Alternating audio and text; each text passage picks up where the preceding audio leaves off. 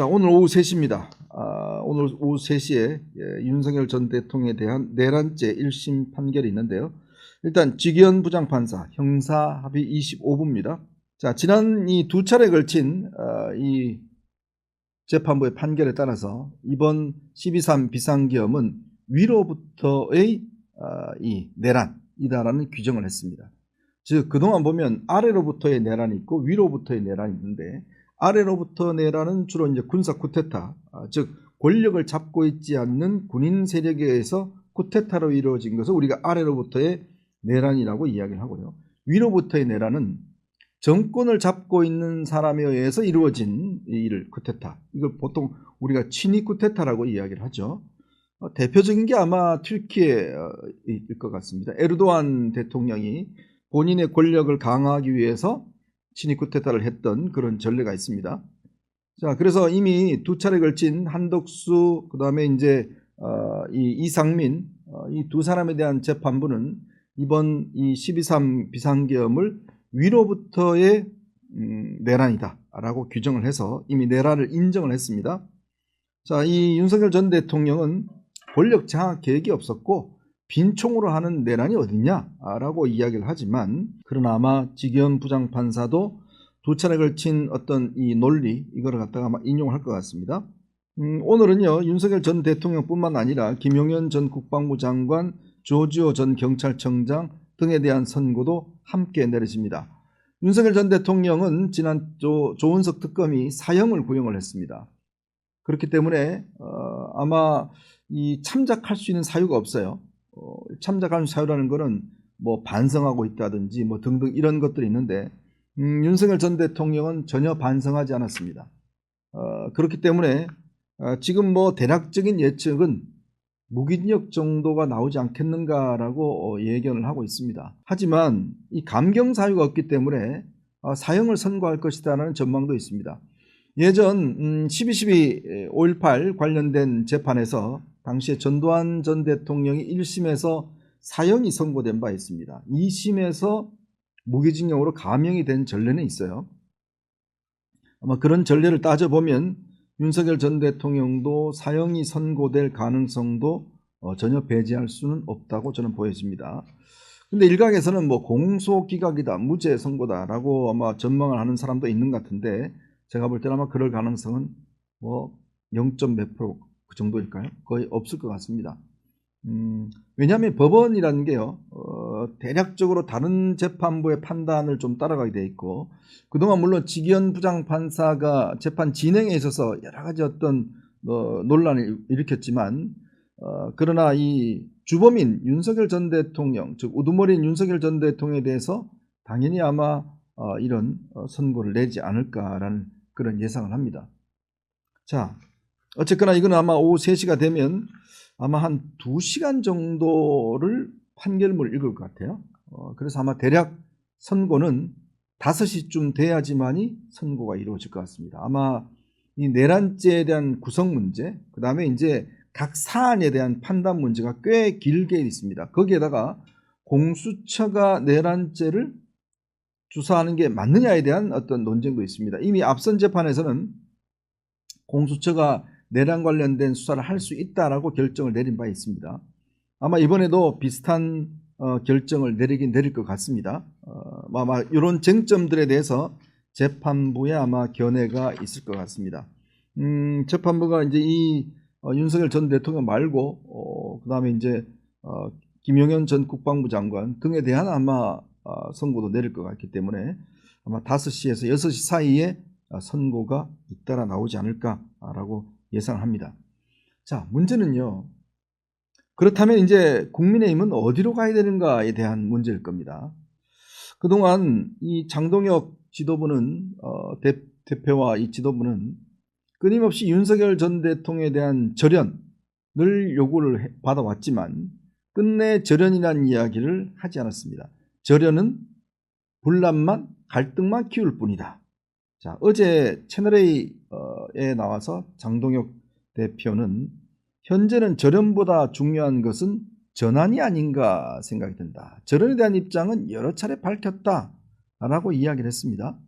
절연보다는 전환이 중요하다. 라고 이야기를 했는데 글쎄요. 저는 솔직히 모르겠어요. 그동안 뭘 밝혀왔는지 모르겠습니다. 국민의힘에서요. 장동혁 대표가 이 문제에 대해서 결론을 내릴 수 있던 절호의 기회가 있었죠. 바로 작년 12월 3일입니다. 즉 비상계엄이 이루어진 지 1년이 되는 12월 3일 날 그날 모든 언론들이 장동혁 대표의 입에 집중했습니다. 그날만이라도 장동혁 대표가 확연하게 윤석열 전 대통령에 대한 어떤 분명한 입장을 밝혔다면 아마 지금의 국민의힘과는 좀 다른 양상이었을 겁니다. 근데 그날 뭐죠? 송원석 원내대표는 사과를 했지만 장동혁 대표는 나타나지 않았습니다. SNS 통해서 비상계엄은 민주당 탓이다. 민주당 때문에 이루어졌다는 입장을 내므로 인해서 결국 절연을 거부했습니다. 그 뒤에 또 입장을 밝혔는데 비상계엄에 대해서는 있어서는 안 될 일이다 라는 걸 이야기를 했지만 그러나 윤석열의 윤자도 나오지 않았습니다. 과거라는 걸로 그냥 퉁쳐버렸어요. 그 이유는 분명하죠. 자신을 지지해줬고 자신을 대표로 만들어줬던 전한길 고성국 즉 윤어게인 세력과 절연할 수 없었기 때문에 결국 이 말을 하지 않았습니다. 그래서 어제의 이야기 절연 이 이야기도 마찬가지로 무슨 입장이냐라고 자꾸 물으면 내 옛날에 이야기했다라고 이야기를 하고 있어요. 그럼 옛날에 뭔 이야기를 했는지 자꾸 이야기가 달라졌기 때문에 다시 해달라고 이야기를 하지만 절대 그 이야기는 하지 않습니다. 왜 그럴까요? 본인이 또 이야기를 하게 되면 전한길이 가만히 있겠습니다. 어제 보니까 전한길이 거의 뭐 거품 물고 윤어게인 부정선거 이거 하지 않으면 이제 우리는 가만히 있지 않겠다라고 이야기를 하고 있습니다. 즉 그러면서 극단적으로 무슨 이야기를 하냐면 부정선거 인정해라. 그리고 6.3 지방선거 보이콧해라 라고 전한길은 주장하고 있어요. 참 기가 막히죠. 6월 3일 선거가 있는데 그걸 지금 보이콧하라는 겁니다. 그러면서 윤어게인 하라는 건데 자 그렇게 지금 전한길은 장동혁 대표를 압박하고 있습니다. 자 오늘 선고가 나오면 거기서 만약에 이 장동혁 지도부가 윤석열 전 대통령과 절연하겠다 이런 입장을 냄과 동시에 아마 전한길은 장동혁을 공격하기 시작할 겁니다. 자 그런 이 부류가 있고요. 이걸 이제 교조적 극우라고 저는 표현을 하고 싶습니다.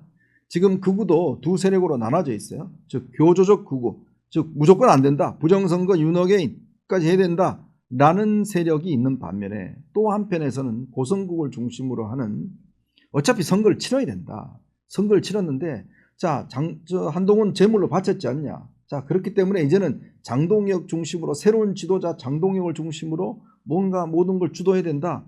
그래서 우리가 지방선거 공천 확실하게 물갈이해서 지방선거 승리해야 된다. 지방선거를 승리해야 윤 대통령도 석방시킬 수 있고 뭐 할 수 있다. 이런 이야기를 하잖아요.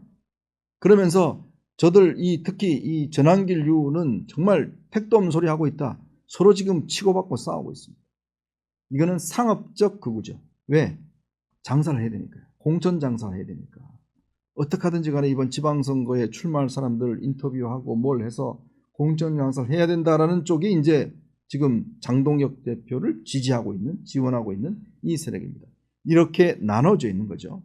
나눠져 있다 보니 이 싸움의 틈바구니에서 장동혁 대표가 어디로 갈지 뭐 지금은 상당 부분 이제 고성국 노선으로 간 것 같습니다만은 그러나 이쪽 세력도 무시할 수 없기 때문에 아마 애매한 이야기를 하는 것 같습니다. 그 애매한 이야기가 바로 절연보다도 중요한 건 전환이다. 이런 이야기를 한 거죠. 즉 오늘 또 마찬가지로 절연에 대한 이야기를 하지 않을 겁니다. 대신 뭔가 우리는 미래를 봐야 된다. 청년을 우선해야 된다. 이런 이야기만 할 거예요. 전환하겠다는 건데 근데 전환한다고 믿어줍니까? 전환하려면 힘이 필요해요. 전환하기 위해서는 국민의힘이 뭔가 국민들로부터 지지받고 있고 그럴 수 있는 힘이 있어야지만이 전환하는 거 아닙니까? 이 이슈에 대한 이 힘이 있어야지만이 전환을 시키는 거 아니에요? 근데 한번 보시죠. 이번 설날 연휴 동안 각 언론사에서 조사한 여론조사 결과가 있습니다. 정말 이제 참담하기까지 합니다. 설민심 방송 3사 여론조사가 있습니다. 자, KBS 44대 21, 그다음에 MBC 46대 23, SBS 46대 23. 거의 더블 스코어입니다. 이 더블 스코어를 가지고 선거를 하겠다? 이거는 뭐 진짜 TK 지역, TK도요 이번에 대구와 경북이 통합하면서 이제 한 명만 뽑습니다.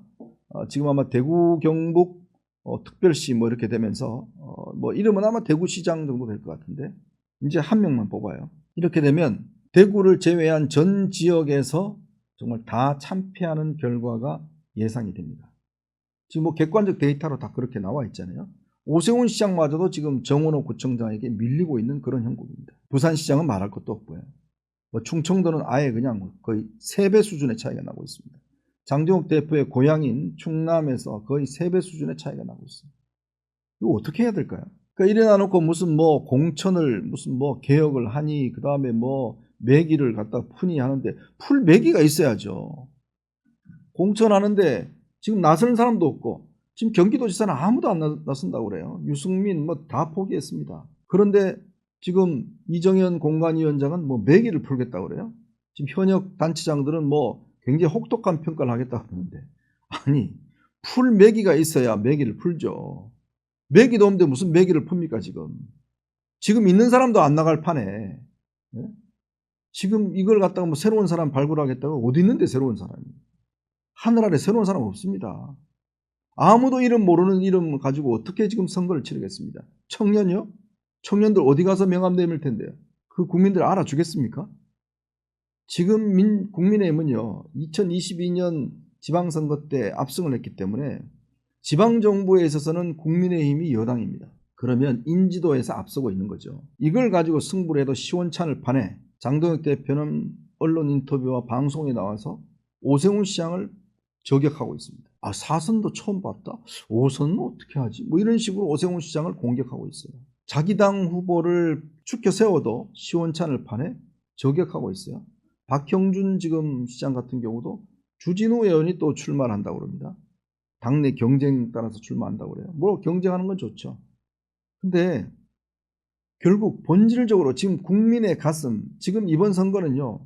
자칫하다가는 여당 심판 선거가 아니라 장동혁 심판 선거가 될 가능성이 있어요.